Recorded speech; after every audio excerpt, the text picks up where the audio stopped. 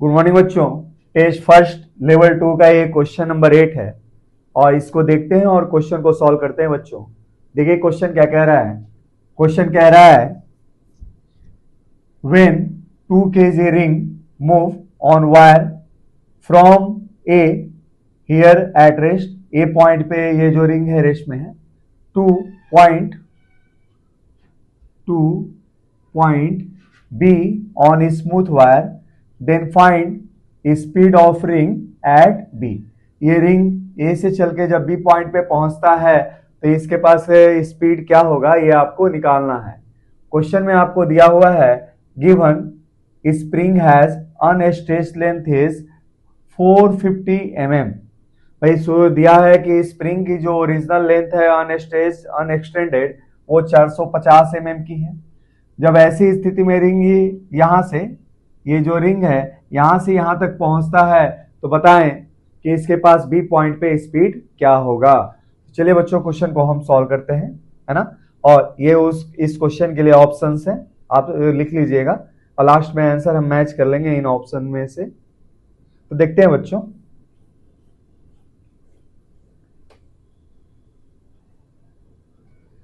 और सॉल्यूशन देखें।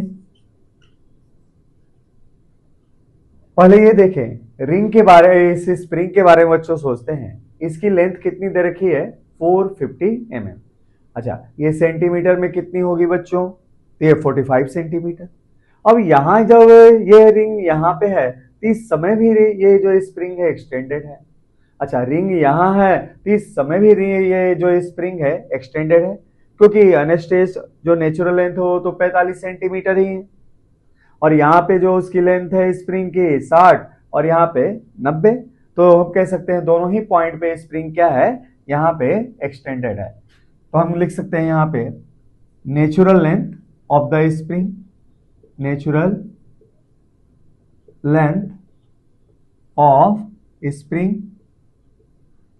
स्प्रिंग की जो नेचुरल लेंथ होगी बच्चों 450 mm दिया हुआ है, जो सेंटीमीटर में हो जाएगा बच्चों क्या 45 सेंटीमीटर। अब देखें यहां पे कहीं भी फ्रिक्शन नहीं है, there is not friction in this problem, there is not any friction, कहीं भी there is not anywhere friction, कहीं भी फ्रिक्शन नहीं है। अच्छा एंड इंटरनल फोर्स जो भी है वो कंजर्वेटिव है। भाई स्प्रिंग फोर्स जो लग रहा है और ग्रेविटी का फोर्स लग रहा है वो क्या है कंजर्वेटिव है। And all internal forces are conservative, internal forces are conservative, है ना। तो therefore mechanical energy m dot E mechanical energy है बच्चों of system is conserved between A and B।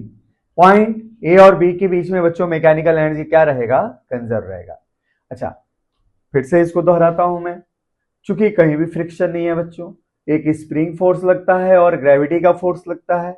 Spring force और ग्रेविटी का फोर्स क्या है बच्चों कंजर्वेटिव है और कहीं भी फ्रिक्शन नहीं है तो मैकेनिकल एनर्जी रहेगा क्या कंजर्व।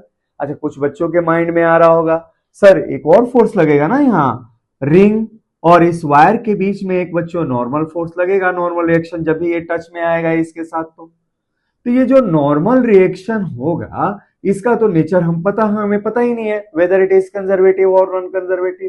तो हम भाई कंजर्वेशन ऑफ मैकेनिकल एनर्जी तभी यूज करते हैं if all the internal forces are conservative and there is not any non-conservative external force, then mechanical energy of the system is conserved, but here n is acting। भाई normal reaction तो लग रहा है और इसके बारे में आप सर बता ही नहीं रहे हैं कि वेदर इट इज कंजर्वेटिव और नॉन कंजर्वेटिव। तो एक चीज देखें बच्चों, जब ये इसके ऊपर मूव करता है तो ये वायर स्मूथ है, तो नॉर्मल रिएक्शन हमेशा क्या होगा इसकी वेलोसिटी के ऊपर कहीं भी, मान लीजिए यहाँ वेलोसिटी इसके पास v' है तो वेलोसिटी के ऊपर नॉर्मल फोर्स क्या रहने वाला है ऐसे परपेंडिकुलर, और हम जानते हैं कि कोई भी फोर्स अगर किसी भी ऑब्जेक्ट के मूवमेंट के दौरान उसकी वेलोसिटी पे ऐसे परपेंडिकुलर है तो उस फोर्स के द्वारा वर्क डन क्या होगा, जीरो। तो यहाँ पे नॉर्मल फोर्स कोई काम ही नहीं कर रहा है, ये एक्टिव ही नहीं है इस क्वेश्चन में, इसलिए हम नॉर्मल फोर्स को यहाँ पे कंसिडर नहीं कर रहे हैं जब भी कंजर्वेशन ऑफ मैकेनिकल एनर्जी हम यहाँ पे यूज कर रहे हैं। तो देखें हम लिख सकते हैं कंजर्वेशन ऑफ मैकेनिकल एनर्जी से अब, तो conservation of mechanical energy between A and B, mechanical energy at point A equal to mechanical energy at point B. ठीक है, तो देखते हैं ए पॉइंट पे मैकेनिकल एनर्जी क्या है बच्चों।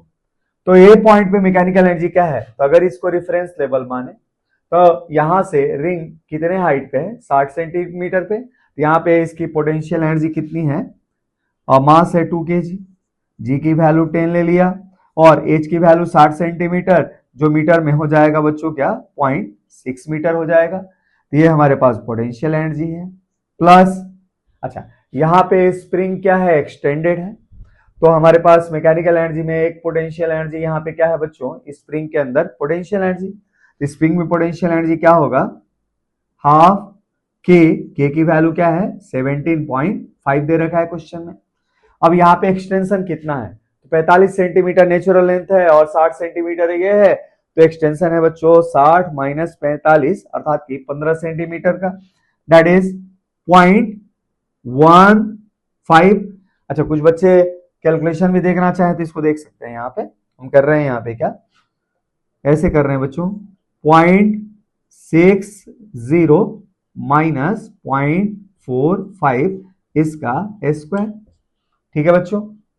अच्छा अब बी पॉइंट पे जब ये पहुंचता है, यही रिंग जब स्प्रिंग के साथ ऐसे ये बी पॉइंट पे आता है, तो मान लीजिए इसके पास वेलोसिटी क्या हो जाती है, वीवी हो जाती है ना, और यही आपको निकालना है क्वेश्चन में। तो at point B mechanical energy क्या है, तो इसी रिफरेंस लेवल को ये टच कर रहा है अर्थात कि जो ग्रेविटेशनल पोटेंशियल एनर्जी जीरो है, लेकिन स्प्रिंग में यहाँ पे एक्सटेंशन है, क्यों, क्योंकि 45 सेंटीमीटर स्प्रिंग की नेचुरल लेंथ है और यहाँ पे इसकी लेंथ मिल रही है आपको 90 सेंटीमीटर, तो आपके पास जो पोटेंशियल एनर्जी होगा स्प्रिंग में स्टोर्ड वो होगा हाफ के की वैल्यू 17.5 और एक्सटेंशन क्या है, तो 90 के जगह पे लिख सकते हैं 0.90 और 0.45। ठीक है बच्चों, आइस का स्क्वायर, ये हो गया क्या, stored potential energy in the spring. अच्छा अब यहां देखें, अब मैकेनिकल एनर्जी में यहाँ पे काइनेटिक एनर्जी भी आएगा। मैकेनिकल एनर्जी क्या होता है, potential energy plus kinetic energy, यहाँ पे काइनेटिक एनर्जी भी है, यहाँ पे कोई भी काइनेटिक एनर्जी नहीं था इसलिए यहाँ पे हमने इस्तेमाल नहीं किया।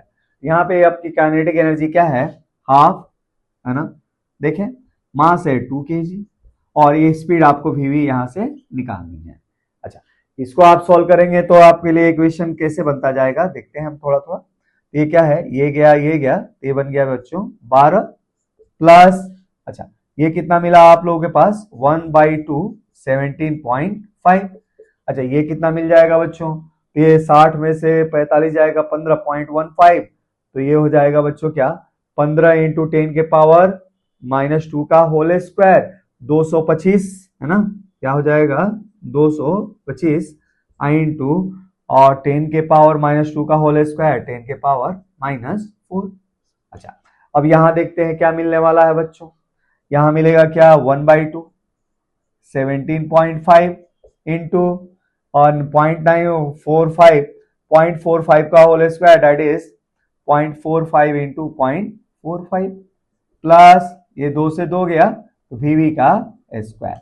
इस इक्वेशन को जब सॉल्व करेंगे तो you will get your answer वीवी, और इसमें जो वीवी का आंसर आएगा यहाँ पे आप सेलेक्ट कर लीजिएगा कैलकुलेशन है ना, तो कैलकुलेशन के बाद वीवी की जो वैल्यू आएगी बच्चों ये आएगी 3.19 मीटर पर सेकेंड।